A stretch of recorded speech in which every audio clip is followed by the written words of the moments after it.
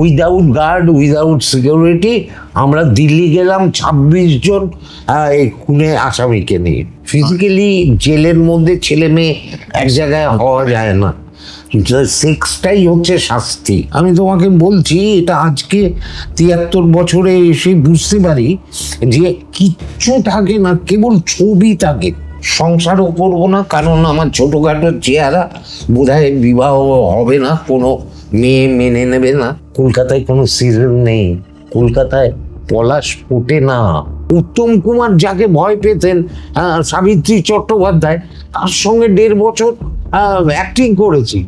আমার ভাঙা সাইকেলটাই ভালো, ফলে আমি ওইটা দিয়ে শহর ঘুরি আর ডেলি প্যাসেঞ্জারই করি। কেন? আর রবীন্দ্রনাথ কে বলেছে বড় লোকের ওই তাকে তোলা বই, র্যাকে রাখা বই 25শে বৈশাখের সময় নামায় আর 2টো কবিতা পড়ে। জেলের সুপারিনটেন্ডেন্ট বলছে আপনি রবীন্দ্রনাথ করবেন এদের দিয়ে? এরা কখনোই সম্ভব না। বলে তুই পাগল। আমি বললাম হ্যাঁ পাগল। আরে আমি আজকে খেয়ে আসিনি, একটু খেতে দিবি বাবা? কোনো ক্ষোভ আর এইখানে এসে বা কিছু নেই, যা করেছো সে নিয়ে কিছু আর মনে হয়।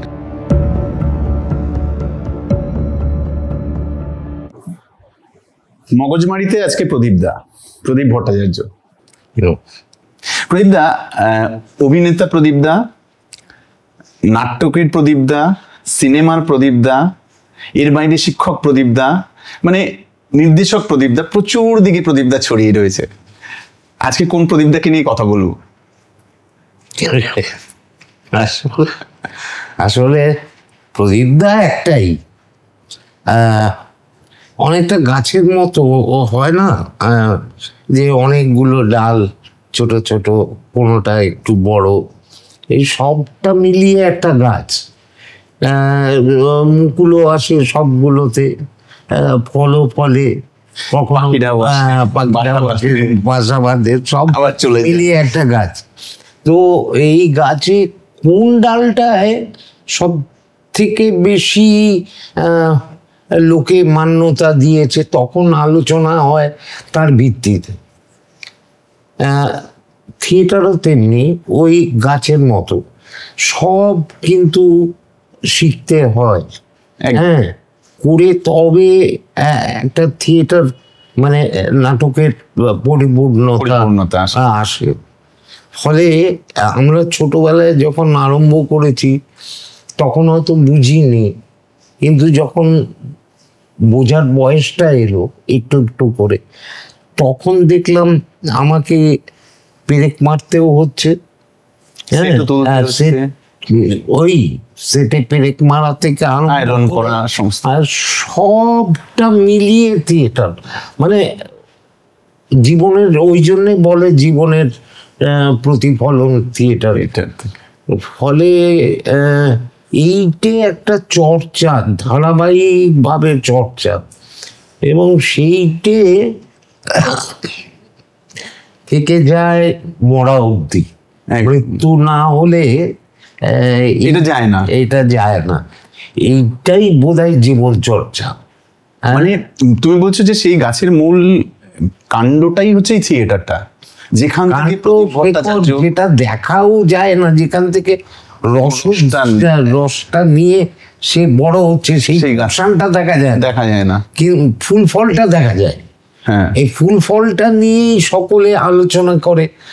প্রদীপ দা ভালো অভিনেতা, কি ভালো নাট্যকার, এই দারুণ সিনেমায় এত ওই সিনেমায় করেছে, কি থিয়েটারটা এই করেছে, কি লোকনাটকে এই কাজ করেছে, বা ডিজাইনটা খুব ভালো করে, এইসব নানা আলোচনা হয়।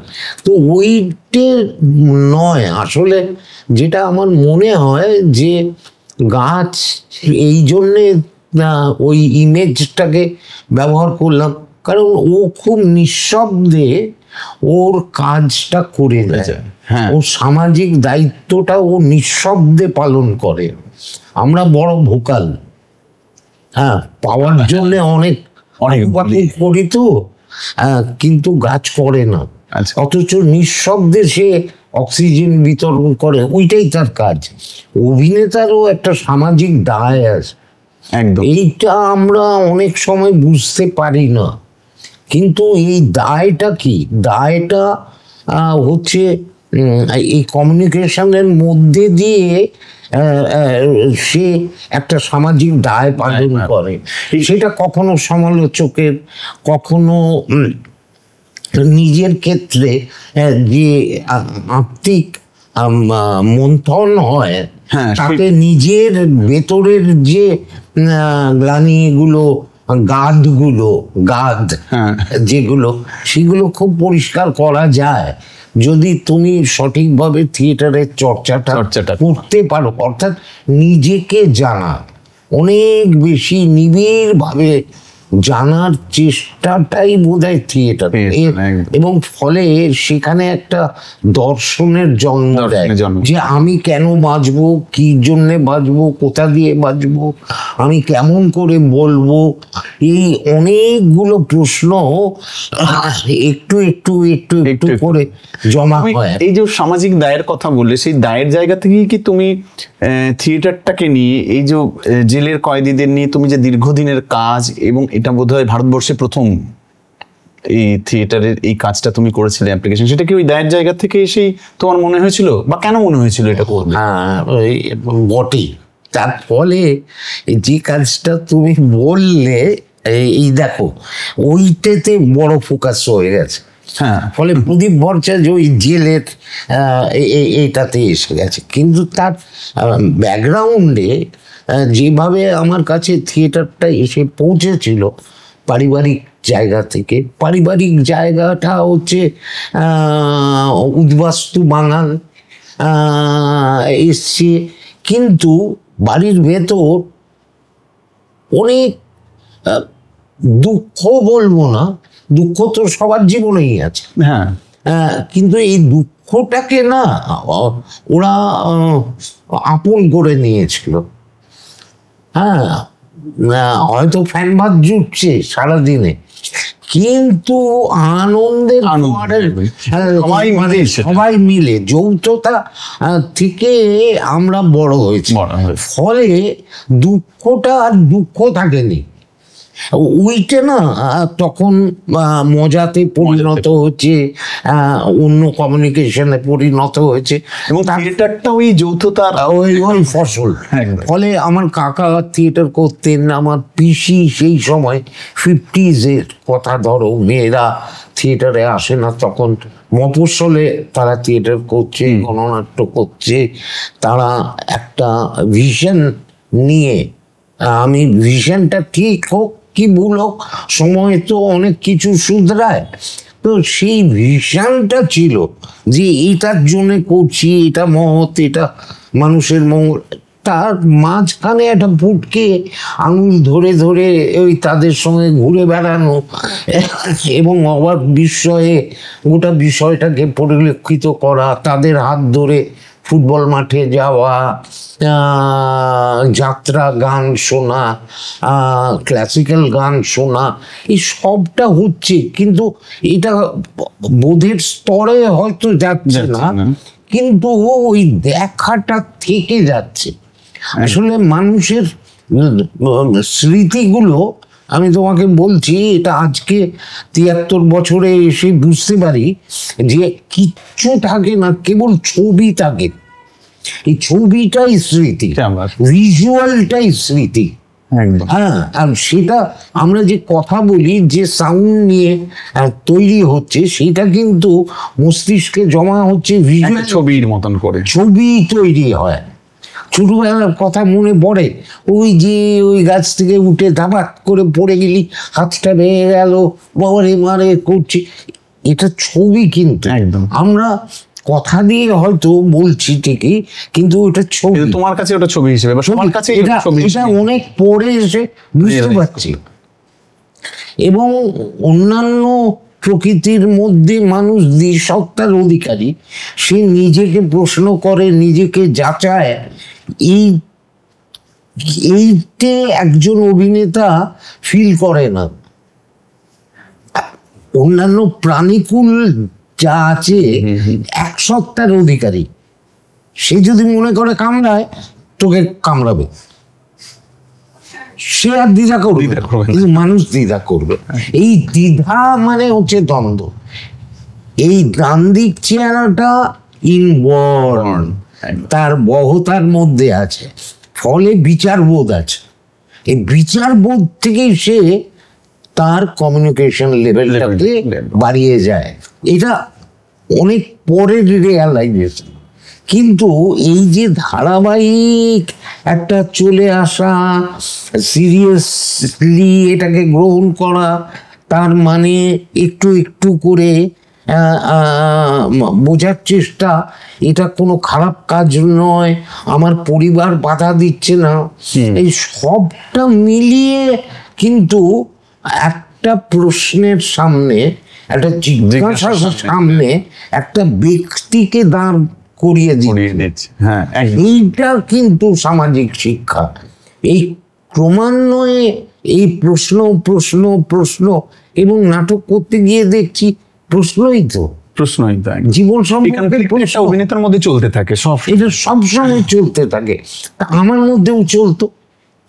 আবার আমার পরিবারের মধ্যে পুলিশ ঘরানা আমি ছোট থেকে দেখেছি, আমি পুলিশের মধ্যে বড় হয়েছি, ফলে ওই চেহারাটাও দেখেছি। হ্যাঁ, ক্রিমিনালদের চেহারা দেখেছি থানায়। আমার কাকার দৌলতে আমি প্রচুর থানা ঘুরেছি ওয়েস্ট বেঙ্গলে, ফলে পুলিশ সম্পর্কে আমার কোনো ভীতি ছিল না। এবং ওই জিনিসগুলো আমার দেখা, ফলে এই দেখার জায়গাটা অনেক বেশি, তার ফলে নিজের মধ্যে প্রশ্নের ভান্ডারটাও অনেক বেশি তৈরি হয়েছে। ফলে আমার বন্ধুদের মধ্যে অনেকেই আমরা থিয়েটার করেছি, তারা আর পরবর্তীকালে থিয়েটারে টেকেই নি। কিন্তু আমি একটা লেভেলে এসে আমি সিদ্ধান্তই নিয়েছিলাম থিয়েটার ছাড়া কিছু করব না, থিয়েটারটাই করব, সংসারও করব না। কারণ আমার ছোটোখাটো চেহারা, বোধহয় বিবাহ হবে না, কোনো মেয়ে মেনে নেবে না, দেখতেও খুব সুন্দর টুন্দর নই, চোখ দুটো নাকি ভালো এক্সপ্রেসিভ, তাছাড়া কিচ্ছু নেই। ফলে বিয়েটা বোধহয় হবে না। কিন্তু সেটাই তো অনেক, বিয়ে হবে না, ফলে সংসার হবে না, ফলে গ্রাসাচ্ছাদনের জন্য যেটুকু দরকার সেইটুকু পাবো। এটা মেন্টালি আমি কিন্তু 70-এর পর একটি নাটক করেছিলাম, যেটা গোটা ভারতবর্ষকে নাড়িয়ে দিয়েছিল, মফস্বলে বসে। এবং সেইটা পাল্লা, তখন কলকাতা মফস্বল একটা ডিফারেন্স ছিল। আর আমার জেদ ছিল আমার রুটের বাইরে যাব না, কারণ ওই নাটক আমাকে সেই মেরুদণ্ডটা দিয়েছিল। সেই নাটকটার নাম নানা হে, নানা হে।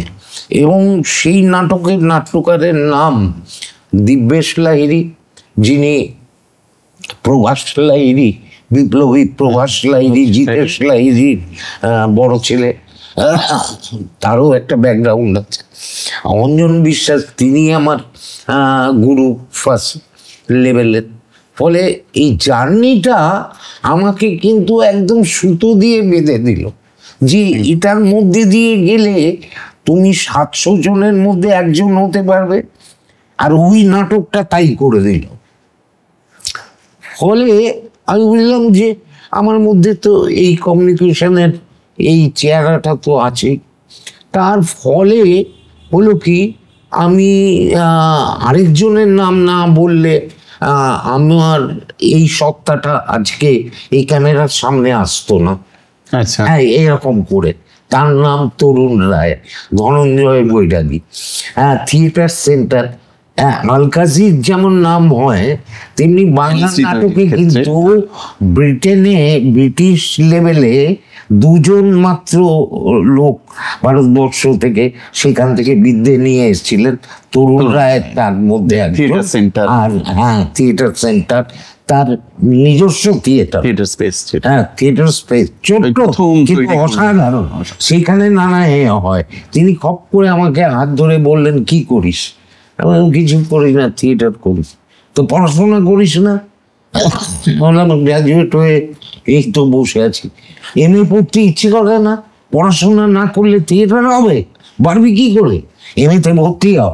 তখন উনি head of the department of Rabindra Bharati, ফলে সেখানে জোর করে ভর্তি করালেন, পয়সা নেই পকেটে। যাই হোক, ভর্তি তো হয়ে গেলাম, স্যার দিলেন, ফ্রি করে দিলেন অনেক কিছু, হোস্টেলে থাকলাম। আর যা মাস্টারমশাই যাদের পেলাম, কুমার রায় থেকে আরম্ভ করে, অমর ঘোষ থেকে আরম্ভ করে, মানে আমরা ডক্টরেট বিভূতি মুখোপাধ্যায় থেকে আরম্ভ করে, পরবর্তীকালে রুদ্রদাকে তো আগেই পেয়েছি, মনোজদাকে পরে পেয়েছি, মানে চাঁদের হাটের মধ্যে তুমি, হ্যাঁ চাঁদের হাট। এবং আরেকজনের নাম না বললে মানে ভেতরে ডিজাইন ঢুকিয়ে দিলেন, তার নাম রবি চ্যাটার্জি, যিনি ঋত্বিক ঘটক ডিজাইন মানে আর্ট ডিরেক্টর ছিলেন, তরুণ মজুমদার। মানে আমাদের হাতে কলমে নিয়ে গিয়ে স্টুডিওতে শিখিয়েছেন কি করে স্টুডিওতে সিনেমার তৈরি হয়, কি করে মানে এই মহিরুহদের কাছ থেকে তুমি আস্তে আস্তে সমস্ত কিছু পেলে। এবং আরেকজন ঈশ্বর সমান, তার কাছে 1.5 বছর কাজ না করলে আমার মস্তিষ্কটাই পাল্টাতো না, তার নাম উৎপল দত্ত। আমি মিডসামার নাইটস ড্রিমে 1.5 বছর কাজ করেছি, চৈতালি রাতের স্বপ্ন। এবং বলা যায় আমি ঈশ্বর বিশ্বাস করি না, কিন্তু ঈশ্বর সমান। প্রদীপ দা, তুমি যদি নাটক না করতে বা না, মানে আগামীতে যদি চাও যে নাটক করবো না, কি হতো? মানে তুমি তো একটা সময় ডিসাইডও করেছিলে যে আমি নাটক করবো না। গাছের ডাল পেলো না, শুকিয়ে মরে গেল, কোনো একদিন কেউ এসে কুঠার মেরে ওটাকে জ্বালানি করে দিত, এই হতো। কিন্তু এক সময় তো তুমি এটা ডিসাইড করেছিলে যে আমি আর নাটক করবো না। সেটা অনেক পরে, কেন সেটা বলি।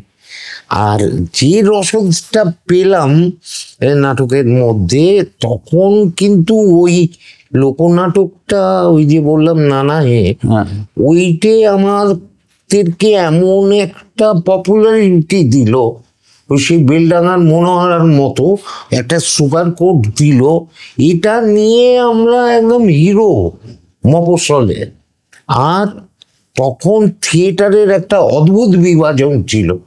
আচ্ছা, কলকাতা মানেই ভালো, মফস্বল মানে খারাপ। কিন্তু আমরা দেখলাম আমাদের থিয়েটার নানা পলিটিক্যাল থিয়েটার, হ্যাঁ অ্যাবসলিউট পলিটিক্যাল থিয়েটার, এবং লোকনাটককে ভিত্তি করে, গম্ভীরাকে ভিত্তি করে সেটা গড়ে উঠেছে। ফলে একটা নাটক 7বার 8বার দেখেছে এরকম লোক। আর কেন বলছি, আর ম্যাচুরিটিটা তখন হয়ে গেছে। আমার 72-এ গ্র্যাজুয়েশন, আমি এমএ পড়তে গেছি 82। ফলে 82-তে আবার নতুন করে পড়াশোনা, নতুন করে থিয়েটারকে জানা, সবটা মিলিয়ে আমি যখন দিল্লিতে ন্যাশনাল স্কুল অফ ড্রামাতে আমার ফেলোশিপের জন্য পরীক্ষা দিতে গেছি 82-তে, তখন মফস্বলে মধ্যে থেকে একমাত্র আমি ন্যাশনাল ওই ফেলোশিপ পেয়েছি। 4 দিন ধরে পরীক্ষা হচ্ছিল। তাতে আমাকে জিজ্ঞেস করেছিল যে এই ফেলোশিপ নিয়ে তুমি কি করবে। আমার পড়াশোনা করবো, আর আমার যে ওন থিয়েটার, আমার যে আইডেন্টিটি যেটা দিয়ে গড়ে উঠেছে, সেইটাকে এক্সপ্লোর করার জন্য আমি আমার গ্রামে ফিরে যাব, বা শহরে, মফস্বল শহরে ফিরে যাব। কলকাতার থিয়েটারটা আমার থিয়েটার নয়, ওটা অলংকার, ওটা থাকুক, ওটা ভালো, লোকে যাচ্ছে যা, কিন্তু আমি আমার ওন থিয়েটার সার্চ করব, এটা কমিটমেন্ট ছিল। এবং আমার পেপারসও তাই ছিল যে আমি লোকনাটকের ভিত্তিতে থেকে, যেখানে আমি খুব সহজ, যেখানে আমি আমাকে নিজেকে এক্সপ্লোর করতে পারি, প্রদীপদা, উৎপল স্যার, হ্যাঁ ওটা আসছি, আমি এইটা করে নিয়ে যাচ্ছি, আচ্ছা। বলে নিয়ে যাচ্ছি। সেটা হচ্ছে ওই যে খিদেটা বেড়ে গেল, হ্যাঁ। এবং ওই ফেস্টিভ্যাল প্রথম দেখলো মফস্বলে এরকম হাবিবজি আসছেন, NSV রেপার্টরি আসছে, তাদের ওরকম প্রোডাকশন গুলো, ফলে কোথাও আমাদের মনে হলো আমাদের প্রযোজনাকেও এমন জায়গায় একটা উত্তরণের জায়গা।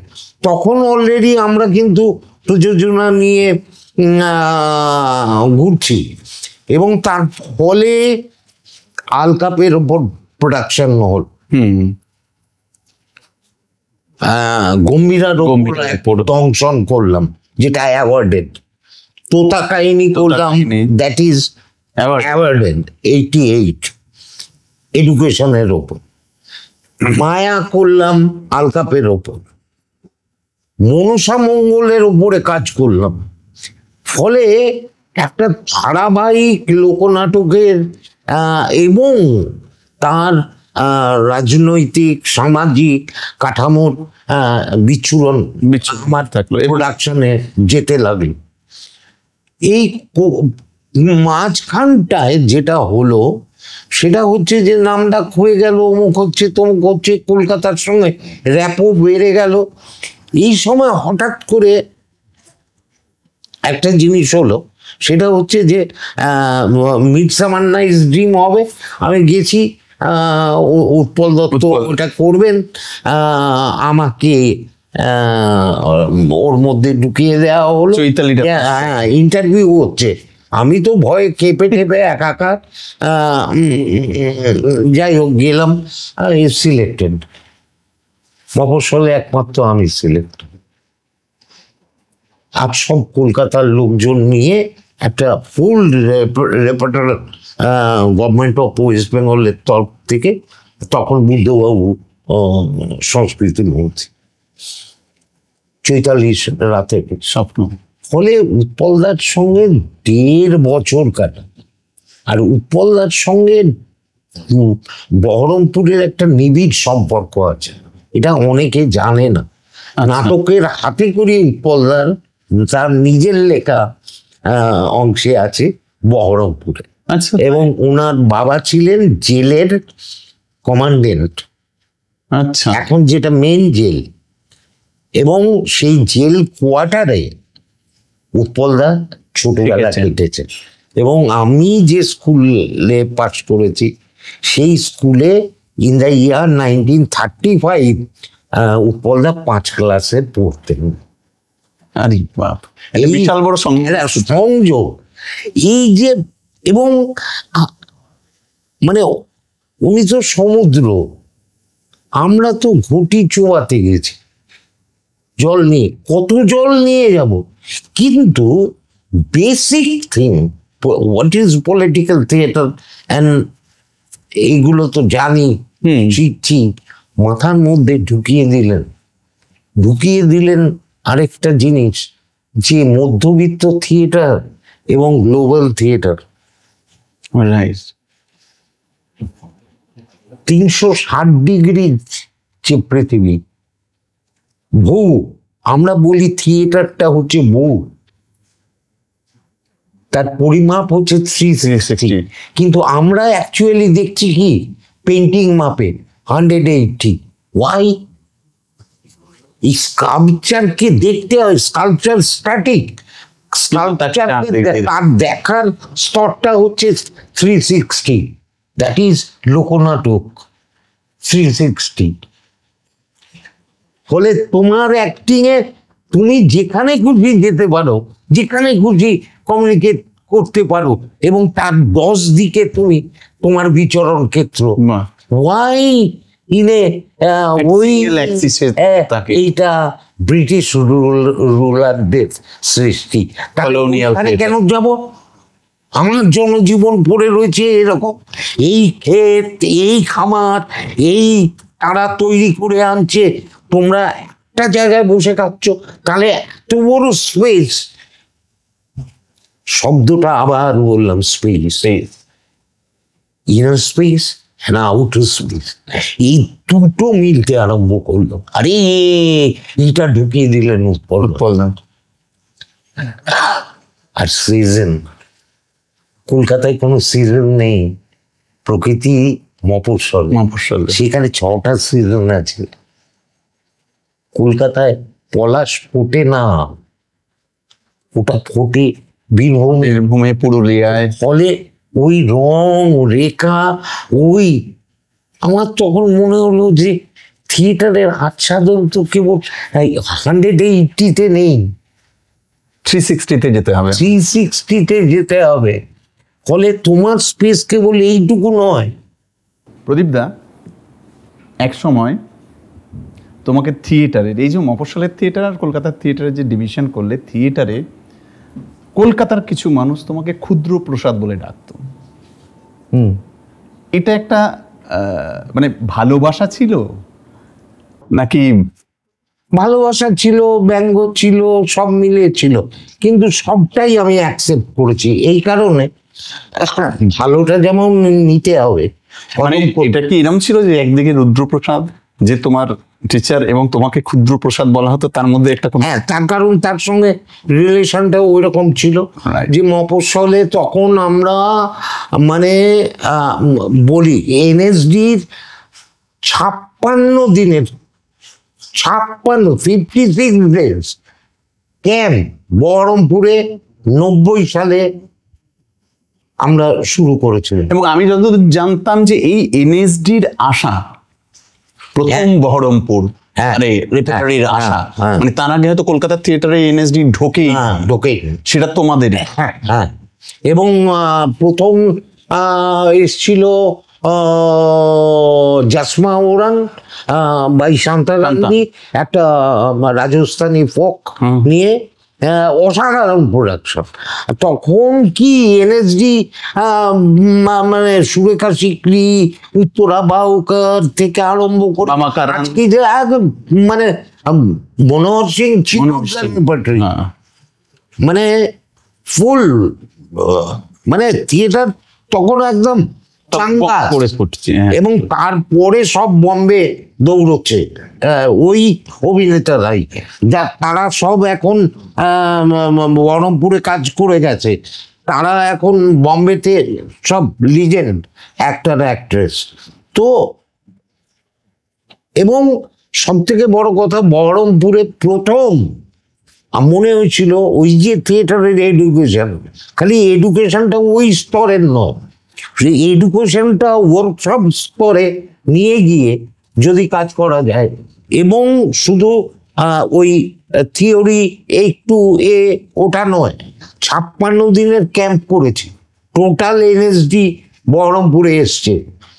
তার আগে 81-এ রুদ্রদা ক্যালকাটা ইউনিভার্সিটিতে 30 ডেজ ক্যাম্প করেছে, এবং তার ক্যাম্প কোঅর্ডিনেটর ছিল রতন থিয়াম। আমার এখানে 56 দিন ক্যাম্প ডিরেক্টর ছিল উড়িষ্যার একজন। হ্যাঁ, তো এই যে 56 দিন অনেকে সহ্য হয়নি। এবার কলকাতার লোক তারা ক্ষুদ্র প্রসাদ বলেছে। এটাও আমি জানতাম যে একসময় নান্দিকার ফেস্টিভ্যাল কলকাতায় এবং বহরমপুরের রেপার্টরি ফেস্টিভ্যাল ইকুইভ্যালেন্ট ছিল, মানে একদম এই দুটো ফেস্টিভ্যালই বোধহয়। হ্যাঁ, তারপরে আমি দেখলাম যে রেপার্টরির সেই অবস্থাও নেই, আর কলকাতা টিম দিয়ে কলকাতার দলের কেবল ওই মাল বিক্রির ঠিক বহরমপুর হোক কেবলমাত্র ওই চিতপুরের রাস্তার মতো, এটা চাইবে। তার ফলে আমি অনেক নজর দিলাম ছোট ছোট দলগুলো, মেজর কাজগুলো অন্যদের মানে যাতে প্লাডিশ করে, এবং সেই করতে করতেই আমাদেরও ডেভেলপমেন্ট হলো। টেলিভিশনে স্বেচ্ছা সৈনিকের মতো নাটক হলো মর্শেদাদির গল্প নিয়ে, সে বড় ম্যাসিভ প্রেক্ষাপট নিয়ে। মায়ার মতো আলকাপের হলো, যেটা বহুরূপীর ফেস্টিভ্যালে আমরা করেছি। এই করতে করতে একটা সময় খুব হতাশা গ্রাস করতে আরম্ভ করলো, যে করেও হচ্ছে না। মানে ততদিনে আমি টেলিভিশনে ঢুকে গেছি এবং মেজর টেলিভিশন করছি, মানে মেগা সিরিয়ালস করছি। আমার খুব, আমি অনেক লেটে ঢুকেছি, 94-95, কিন্তু নাম ধাম হয়ে গেছে, মানে টেলিভিশনে পরিচিতি তৈরি হয়ে গেছে।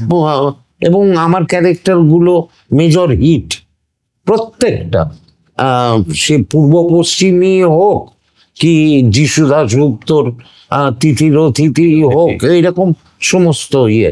এবং সব থেকে আরেকটা বড়, এখানে না এলে আমি যে স্টলওয়ার্ড অ্যাক্ট্রেস যারা আছেন ফিল্মের, আমি তাদের সঙ্গে কাজ করার সুযোগই পেতাম না। নির্মল কুমারের সঙ্গে কাজ করেছি, সৌমিত্রদার সঙ্গে 14টা ছবি করেছি। টেলিভিশন না থাকলে আমি উত্তম কুমার যাকে ভয় পেতেন, সাবিত্রী চট্টোপাধ্যায়, তার সঙ্গে 1.5 বছর অ্যাক্টিং করেছি এবং শিখেছি প্রভূত। সবাই নাকি সাবিত্রী চট্টোপাধ্যায় এত ভালো ইম্প্রোভাইজ করতেন, এত সুন্দর করে, এত নর্মাল, এত কি করে হতো, এটা চোখের সামনে দেখেছি। ফলে কোথায় পজ, কোথায় কি, কোথায় মাথায় নিচ্ছেন, কোথায় কি করে এক্সপ্রেস করছেন, কেমন করে, আমার। আর আমি যেটা আমার স্কুলে, যেটা আমি কখনো ডেলি প্যাসেঞ্জারই ছাড়িনি, আমি কখনো কলকাতার আস্তানা গাড়ি নেই, আমি অনেক জায়গায় শুয়েছি, বিভিন্ন বন্ধুরা হেল্প করেছে, থেকেছি, কিন্তু ডেলি প্যাসেঞ্জারই করেছি। কেন? অনেকে জিজ্ঞেস করেছে, তুমি একটা বাইক কেনো না, এত নাম হয়েছে, একটা বাইক তো কিনতে পারো। আমার ওই স্পিডটা আমার হবে না, আমরা অনেক থেমে থেমে যেতে হবে, ফলে আমার ভাঙা সাইকেলটাই ভালো, ফলে আমি ওইটা দিয়ে শহর ঘুরি। আর ডেলি প্যাসেঞ্জারই করি, কেন না ট্রেনের মধ্যে হিউজ লোক, যাদের ইন্টারাকশন আমি অল টাইম এনজয় করেছি। ওইটাই আমার পাঠশালা, যে কত ধরনের লোক এবং তাদের হকিকত, সেইগুলো খুব মজা এনজয় করেছি, ভেতরে ঢুকেছি। ওটা আমার কোথাও মনে হতো ট্রেনটা আমার ক্লাসরুম, ওই করতে করতে গেছি। ফলে সেইটা স্বভাবে পরিণত হচ্ছে, ফলে আমি ওই সহজিয়া জায়গাটা ছাড়িনি, কিছুতেই ছাড়িনি। তোমার এই যে সিনেমার একটা জার্নি শুরু হলো বা টেলিভিশনের একটা জার্নি শুরু হলো, এটা তোমার একদম পুরো থিয়েটারটাকে সাথে নিয়ে, না থিয়েটার থেকে তুমি বেরিয়ে আসো? না, থিয়েটার আমার সঙ্গে থেকে, থিয়েটার আমার পেডেস্টাল। ওটা থেকে কখনোই না, কখনো তুমি হতাশ হয়ে গিয়ে বললে যে হতাশ, মানে ওই যে বললাম না, থিয়েটারের মধ্যে তখন দূষিত আবহাওয়া ঢুকছে, বেরোচ্ছে, কি হচ্ছে বুঝতে উঠতে পারছি না। লাস্ট আমরা একটা করলাম 2005-এ, আমি যাত্রা শিখবো বলে আমার আরেক গুরু অসিত বোসকে নিয়ে গেলাম। তাকে, সে তখন বাতিল প্রায়, তাকে উঠিয়ে নিয়ে গেলাম যাত্রা সম্পর্কে শিখবো, কারণ উৎপলদা ওই 360 নিয়ে কাজ করেছে, সেইটে ওই 360 বুঝবো, তাকে কি করে ছবিতে পরিণত করা যায় মানুষ চোখে, এবং সেখানে কি করে ওই ইমেজ তৈরি করা যায়, এই করতে গিয়ে উৎপলদার মানুষের অধিকারে করলাম আমরা কলকাতায়, 25টা শো করেছি, ওরকম ম্যাসিভ। বলা হয় মানুষের অধিকারে one of the best production Utpal Dutta, হ্যাঁ সেইটা আমরা করলাম এবং শোভাদি দেখে কেঁদে ফেললেন অন স্টেজ, যে ভাবতে পারছি না মানুষের অধিকারে, কারণ সেটা বোধহয় নাট্য একাডেমি বেস্ট পুরস্কারও পেল 2005 এবং ওইটা হচ্ছে এলটিজির শেষ প্রোডাকশন মানুষের অধিকারে, মিনার্ভা থিয়েটারে লাস্ট প্রোডাকশন। উৎপল দত্ত বেরিয়ে এলেন এলটিজি করে নিঃস্ব হয়ে। একটা কথাই ছিল, পিল পিল করে একটা দর্শক ঢুকলো। উৎপলদা নিজেই নিজেকে ব্যঙ্গ করতেন ওই মানুষের অধিকারে। তো মানুষের অধিকারে না হলে ওই ওয়ার্ল্ড থিয়েটার, ওই তার ওই ম্যাজিক, ওই বৈভব ভাবা যেত না। এটা অসিদ্ধা আমাদের দিলেন, কিন্তু ওইটা পুরো রেপার্টরির ভঙ্গিতে চালাতে গিয়ে আমি আমার প্রভিডেন্ট ফান্ড প্রায় অনেক টাকা ভেঙে ফেললাম। পরে দেখলাম এই ইমোশনটার কোনো মানে নেই। হয়তো থিয়েটারটা করা যায়, মানে শোজ গুলো করা যাবে, কিন্তু অন্য জায়গায় থেকে সার্ভাইভ ফলে বন্ধ করলাম। আর ভাবলাম যে করবই না। কিন্তু দেবদূতের মতো হঠাৎ হাজির হলেন আমার এক পুরনো বন্ধু, তার নাম বিডি শর্মা। তিনি আইজি প্রিজন হয়ে এলেন বেঙ্গলে, কাশ্মীর থেকে। তো উনি এসপি মুর্শিদাবাদ ছিলেন 88-এর সময়, ওই এনএসডি তখন রমরম করে বহরমপুরে, এবং আমাকে প্রভূত সাহায্য করতেন। আমার বন্ধু সংখ্যা মানে আমার মানে কি বলবো, মানে আমার হাজস যে আমার প্রচুর বন্ধু। এসেই বললেন জেলে শুধু শুধু সাইন করব, তুমি এসো একটা প্রোডাকশন নিয়ে এখানে করো, একটা এন্টারটেনমেন্ট আবহাওয়া এর মধ্যে। উনি গানের লোক, উনি এত অন্য বাঙালিদের থেকে বাংলা সাহিত্য গান বেশি ভালো বোঝেন। উনি রাজস্থানী, কিন্তু অসাধারণ রবীন্দ্রসঙ্গীত গান। তো উনি আমাকে ঢাকেল দিলেন ওই জেলে। আমিও দেখলাম অনেক দিন চেষ্টা করেও যা পারিনি সেইটা। এইবার উনি চায়ের টেবিলে আমাকে প্রস্তাব দিলেন যে উনি জেল তো ওই করে উঠেছে, এরকম দারুণ প্রোডাক্ট দেখলাম উত্তম, সেটাও এডুকেশনের উপর। বিদ্যাবাবুর জন্মদিন বলে আমরা একটা অদ্ভুত প্রোডাকশন করতাম ওয়ার্ল্ড কাপের উপর। এডুকেশন না থাকলে মানুষের কি হয়। তো তখন বললেন যে তাহলে এদের সঙ্গে কাজ করা যায় না? যায়। বললো আপনি করবেন? হ্যাঁ করবো।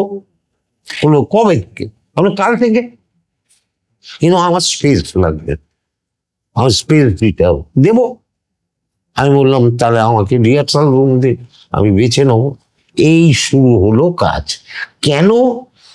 তখন আমার ওই যে ছোটবেলার ওই গোড়া টেকনোলজির ওপরে একটা ইন্টারেস্ট, একটা গবেষণার কাজের একটা, তখন আমি ম্যাচিওর। ফলে আমি দেখলাম যে এই সুযোগ হাতছাড়া করবো না।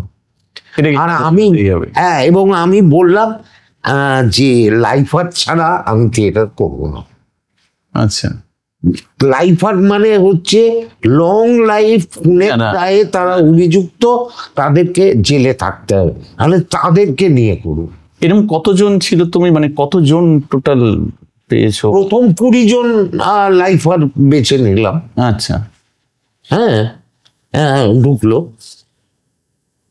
পরে আমি করে এবার তাদেরকে নিয়ে আমি জানি না আমি কি করব, আমি কোন প্রসেসে যাবো, ট্রান্সলেন্স কি, ব্রেক, অমুক অমুক ছুঁড়ে ফেলে দিল। হৃদয়ের সঙ্গে হৃদয়ের সংযোগ এই গড়তে আরম্ভ করলাম, এই সম্পর্ক। এবার মানে ওরা একদম একটা ইনসিডেন্ট বলি তাহলেই বুঝতে পারবে। ওরা আর চোখে দাঁড়িয়ে এমন থাকতো। আর ভেতরে ভেতরে গাল দিত। এ তো সাহেব মজা মারতে এসছে, দুদিন আমাদেরকে নিয়ে গোট পাকাবে, তারপরে সাহেবের লোক বলে উপরটা হাসি হাসি, স্যার ভালো আছে, এদেরকে নিয়ে এইভাবে তো থিয়েটার হবে না, এই যতক্ষণ না কাছে আনবো ভেতরে আমার লোক করতে পারবো ততক্ষণ তো হবে না। তাহলে কি করা যায়? হ্যাঁ, টোটকা মনে পড়ে গেল, গ্রাম্য টোটকা। যেটা কি, আমি একদিন আল ধরে যাচ্ছিলাম, তো দুপুরবেলা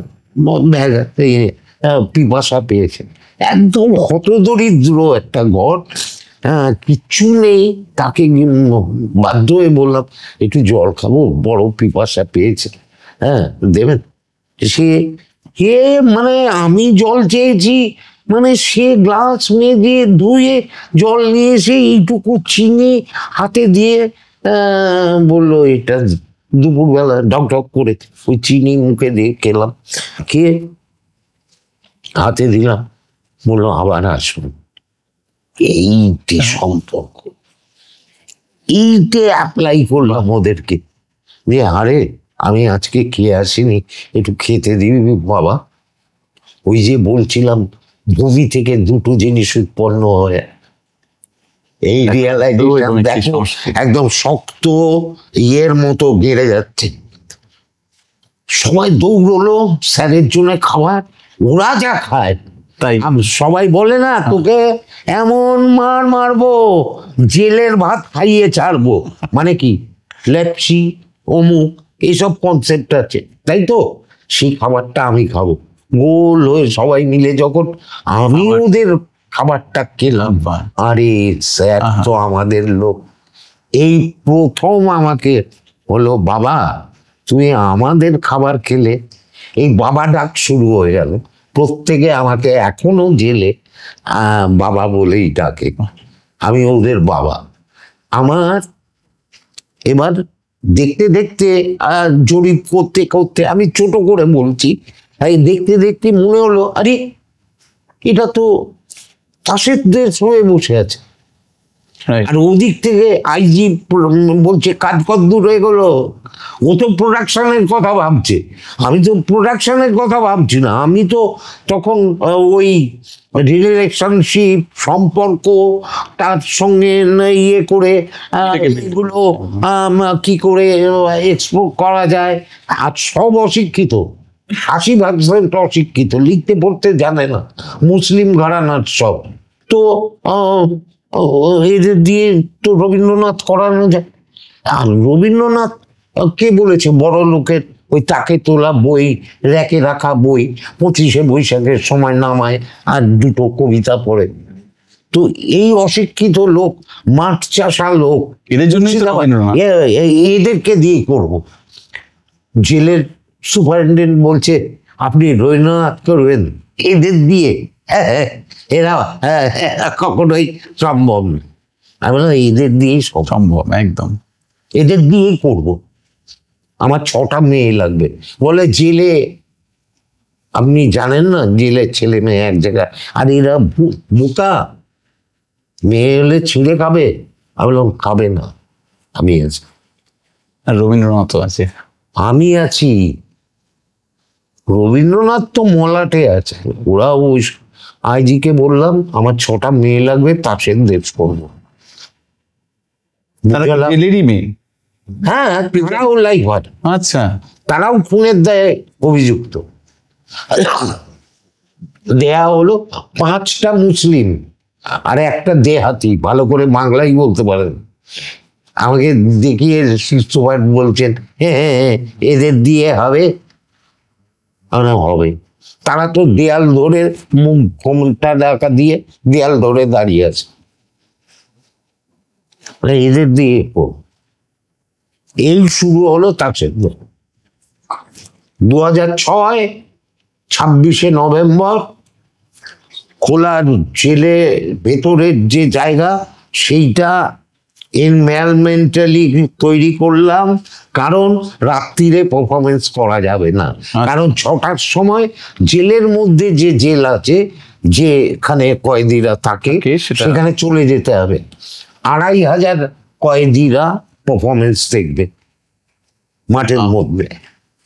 আর ফলে ওই যে বললাম 360 শুরু হয়ে গেল। 360 তাসের দেশ। আইজি বাইরের থেকে লোক, বিবিসি থেকে লোক, রাজীব গান্ধী ফাউন্ডেশনের লোক সব এসে হাজির। প্রোডাকশন দেখে পাগল। আর প্রোডাকশন মানে কি, ওরাই গান গেয়েছে, সমস্তটা ওরাই করেছে। সবটাই ওরা। জেলের কাছ থেকে আজ পর্যন্ত একটি পয়সা নিইনি, সবটা রেপার্টরি খরচ, সরকারের কোনো একটা পয়সা নিইনি। উল্টে ওয়েলফেয়ার ফান্ড তৈরি করেছি এবং জেলের মধ্যে বলে দিয়েছি, এরা বাইরে গিয়ে ওরা বার খেয়ে বলে দিল বাইরে প্রযোজনা হবে। আমার বাইরে প্রযোজনা হলে তার রেমুনারেশন দিতে হবে, এবং ওই টাকা আমরা শো করে তুললাম 1 লক্ষ টাকা এবং ফান্ডে জমা দিলাম। সেই ফান্ড পরে বুদ্ধবাবু সেইটা ওয়েলফেয়ার ফান্ড হিসেবে ঘোষণা করলেন। ওই টাকাটা অ্যাকসেপ্টেড হলো। আমরা প্রত্যেকটা শোয়ে টাকা আর্ন করেছি এবং ওয়েলফেয়ার ফান্ডে গেছে। কেন? কয়েদি যে মূল লোক যখন পরিবার থেকে বেরিয়ে আসছে তখন তার ইনকাম শেষ, তাহলে তার পরিবারের বাকিগুলো যারা অন্যায় করেনি তাদের লেখাপড়া কি হবে, তাদের ওয়েলফেয়ার ফান্ড থেকে তারা লোন পাবে। 27শে নভেম্বর তো দারুণ হয়ে গেল। এবার মনের আকাঙ্ক্ষা, এই জেলের ভেতরে যে পারফরমেন্স হলো ওটাকে বাইরে সোসাইটির সঙ্গে কি করে মেলাম।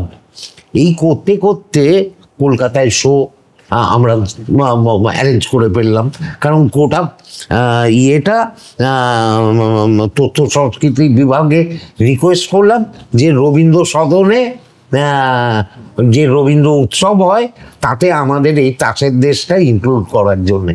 বুদ্ধবাবু ইন্টারেস্টেড হলেন, ফিতে কাটলেন এবং দেখলেন, পাগল হয়ে গেলেন।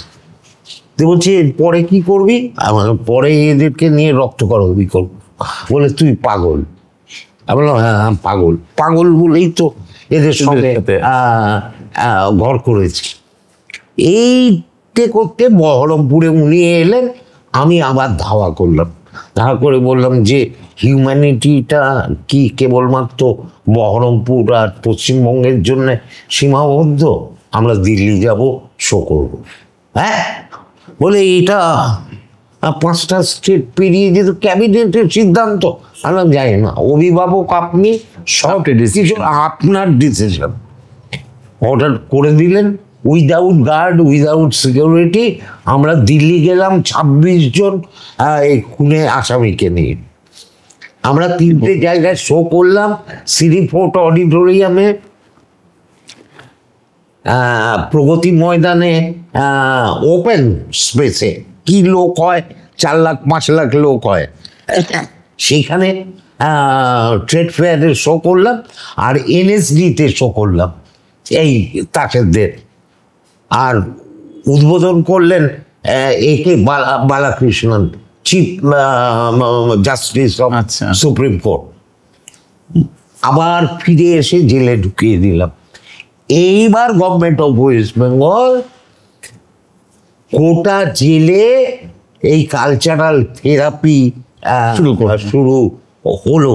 কিন্তু আমার রিসার্চ প্রজেক্টের নাম ছিল থিয়েটার থেরাপি ইন প্রিজন।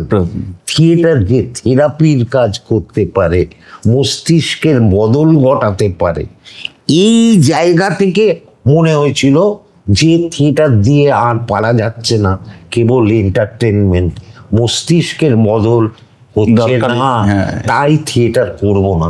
কিন্তু এখানে এসে তারা আমাকে বাবা বলল, একটা রিলেশনশিপে আটকে গেলাম। এই করে আমরা আরেকটা গপ্প আছে, বলবো না, সেটা রক্তকরবীর নাম পাল্টে দিতে হলো গভর্নমেন্টের জন্য, নাহলে রক্তকরবী করাই যেত না, বারণ হয়ে গেছিল ডিউ টু সোশ্যাল কারণ, হচ্ছে রাজনৈতিক কারণ, সিঙ্গর নন্দীগ্রাম। আচ্ছা, ফলে রক্তকরবী বন্ধ, আর আমার মেজাজ খারাপ, আমি রক্তকরবী করবই, কারণ রক্তকরবী একটা ট্র্যাডিশন হয়ে আছে, বহুরূপী শম্ভুবাবু, এটাকে ভাঙব। এই লোকেদের জীবন নিয়েই রক্তকরবী লিখেছেন রবীন্দ্রনাথ, এটা কোথাও আমার মনে হচ্ছে, তাই ওদেরটাকেই আধার করেছে। এটা কি নাম দিয়েছিলেন? না, প্রথম রবীন্দ্রনাথের না দেয়া নাম, তখন গভর্নমেন্ট বদলে গেছে, 34 বছরের অবসান হয়েছে, এই গভর্নমেন্ট এসছে, এই গভর্নমেন্ট বুঝতে পারেনি, রক্তকরবী করতেই দিত না, নাম পাল্টে দিলাম চক্ষুপুরী। রবীন্দ্রনাথের দেয়া নাম, প্রথম নাম ছিল চক্ষুপুরী। চক্ষুপুরী এবার মনে করেছে বোধহয় রাক্ষস খক্ষসের নাটক। ভারাঙ্গামে গেলাম রক্তকরবী নিয়ে, ইন্টারন্যাশনাল থিয়েটার ফেস্টিভ্যালে, ওটাও আমার টার্গেট ছিল, যে ইন্টারন্যাশনাল, যেখানে 20টা দেশ এনএসডিতে আসে পারফর্ম করতে, সেখানে প্রথম লাইফারদের দিয়ে রক্তকরবী হলো এনএসডিতে, বারাঙ্গমে। এনএসডি ওয়ার্কশপ আর রুদ্রদাকে নিয়ে একটি ঘটনা। না, এটা নিয়ে আমি কোনো কথাই বলবো না, আমি অন্য যে কথাটা বলতে চাইছি সেইটা শোনো, যেটাতে মানুষের মঙ্গল হবে, ভালো হবে, সেই কথাগুলো আলোচনা করাটাই বেটার, সব থেকে ভালো। সেই জন্যে এটা তোমাকে বলবো না, সবটা মানুষের তো থাকে, হয় নেগেটিভ দিকও থাকে, থাক না থাকুক, ওইটা সবসময় আলোচনা, বরং পজিটিভ আলোচনা করাটাই ভালো। তাহলে এই জায়গাতে আমি যে কথাটা আটকে গেলাম, সেইটা হচ্ছে যে এমকে রায়না দেখে বলছি কে কর দিয়া ভট্টাচার্য, कर दिया, मतलब ये सब बोलो, सब सब हाँ सब थिएटर करता है, तो क्या कर दिया यार, कर दिया। তো এটা পৃথিবীতে কোথাও হয়নি। এবং শুধু তাই না, প্রেমটা চলছিল ওদের মধ্যে। রক্তকরবী আমি 7 বছর রিয়াজ করেছি, 7 বছর, 7 ইয়ার্স, এবং ওদের সঙ্গে চোখে চোখে প্রেম। ফিজিক্যালি জেলের মধ্যে ছেলে মেয়ে এক জায়গায় হওয়া যায় না, সেক্সটাই হচ্ছে শাস্তি একদম। তো সো দ্যাট চোখে চোখ, তো বাপের চোখ তো সব ধরা পড়ে, আর ওরা এমন হয়ে গেছে, সে প্রেমটাও বাপের কাছে এসে বলেছে হয়েছে। তা আমি জিজ্ঞেস করেছিলাম যে এর মধ্যে মিথ্যাচার নেই তো? আমার পা ধরে হাউ হাউ করে কাঁদতে কাঁদতে ও রক্তকরবীতে বিশু পাগল করত। বলছে বাবা, আমার মা বছরে একবার দেখতে আসে, আর তুমিই দেখো মাটা কবে মরে যাবে, আমার তো আর কাঁদার কেউ থাকবে না, আমি তো সারা জীবন জেলেই থাকবো। ফলে আমি বিয়ে করতে চাই, অন্তত জেলের ওই পাটটায় একটা তো লোক থাকবে। আমার জেদ হয়ে গেল, এ বিয়ে আমি দেবো। দিল্লিতে ওটা করে আসার পর তো জেলে মানে আমার পাকার অন্যরকম, যত বলি দেখান জেল করে কোথায় আছে, দুটো লাইফার বিয়ে করতে পারবে না, পারে না দেখাতে। এবার একের সঙ্গে প্যারোল করে, অনেক লড়াই করে, অনেক বুঝিয়ে শেষ পর্যন্ত একসঙ্গে প্যারোল অনেকবার বার করেছি, কিন্তু প্যারোল দেয়নি, হয় আগে পিছে করে দিয়েছে। করতে পারেনি, এবার করেছে। করে রেজিস্ট্রার ডেকে আমার নাটকের দলে কলা গাছ লাগিয়ে দুপক্ষ, তার মধ্যে মেয়েটি মুসলিম, ছেলেটি হিন্দু, দুই অভিভাবকদের মাথা টোকাটুকি করে, আবার এই কোভিড পিরিয়ডেও ওরা প্যারোলে ছাড়া পেয়েছিল, তখন আমাকে জিজ্ঞেস করছে বাবা সন্তান নেব। আমার মাথায় কি বদবুদ্ধি খেলে গেল, আমি নিয়ে নাও। এই হনিমুন ওই দিল্লিতে করিয়ে দিলাম, করার পর শি ইজ প্রেগনেন্ট এবং সরকারি খরচে ভূমিষ্ঠ হলো বাচ্চা জেলখানাতে, টুইন বেবি। এবং তাদের নাম রাখলাম রবীন্দ্রনাথের নামে, রবি আর ভানু। এই বেড়ে উঠতে লাগলো। এবার আমার কাজ হলো সরকারকে চিঠি লেখা যে বাবা মা দোষ করেছে, বাচ্চা দুটো তো দোষ করে, তারা কেন শাস্তি পাবে, তারা কেন জেলে থাকবে, তারা তো কোনো সময় বড় বাইরে বেরিয়ে এলে তারা তো জেলের আসামি হিসেবে ট্রিটেড হবে। ওয়াই? হিউম্যানিটির গ্রাউন্ডে এদেরকে কি স্পেশাল এরা তো কোনো দোষ করেনি, এরা তো এত বছর ধরে 17-18 বছর ধরে জেল কাটছে, তাই এদেরকে কি মুক্তি দেয়া যায় না? এদের মুক্তি রিহ্যাবিলিটেট করা যায় না? গভর্নমেন্ট এগ্রিড তাদের পুনর্বাসন, এটা সরকার করে, এখানে আমাকে সেই কাজ করতে হলো। ফলে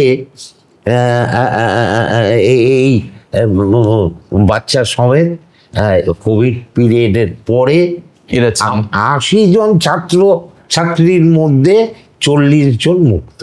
বাহ, এইটা আমার থিয়েটারের কাজ।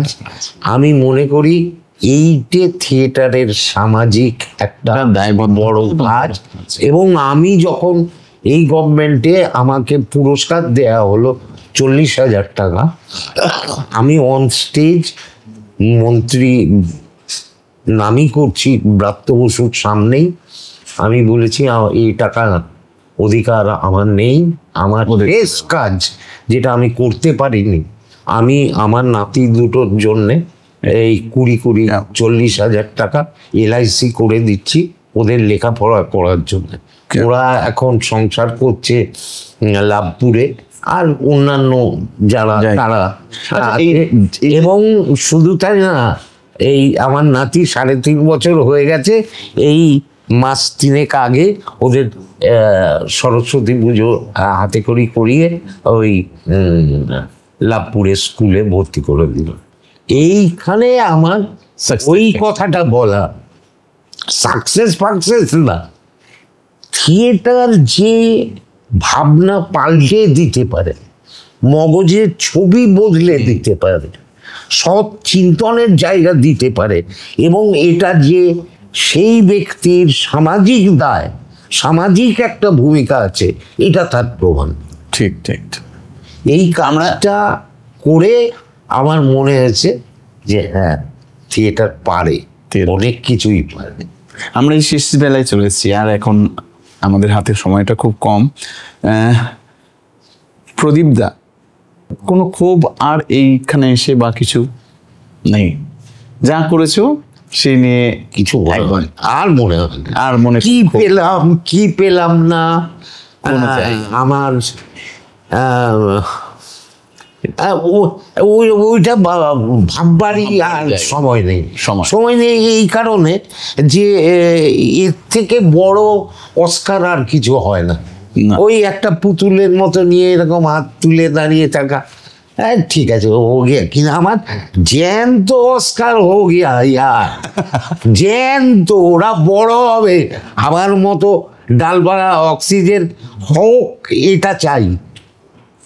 একদম একদম, ওরা যাতে বেভূত না হয়। না একদম, এই 70-73 বছরে এসে এই যে ইয়াং প্রদীপদা এখনো দৌড়ে যাচ্ছে, আগামী দিন আরো দৌড়ে যাও তুমি। আর এই মানুষের স্বভাব, স্বভাব আগে এই দৌড়ানোটাই তো প্রগতি। one action to a action cut.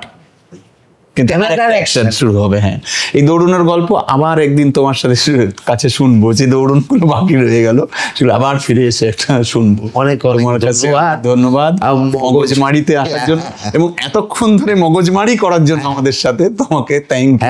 এবং আমিও মগজমারি করে গেলাম। মগজমারিকে আমার তরফ থেকে আন্তরিক ভালোবাসা, শ্রদ্ধা। মগজমারি অনেক উন্নত, আরো আরো আরো সাকসেসের জায়গায় যাক, এটাই কামনা করি। Thank you. ধন্যবাদ সবাইকে।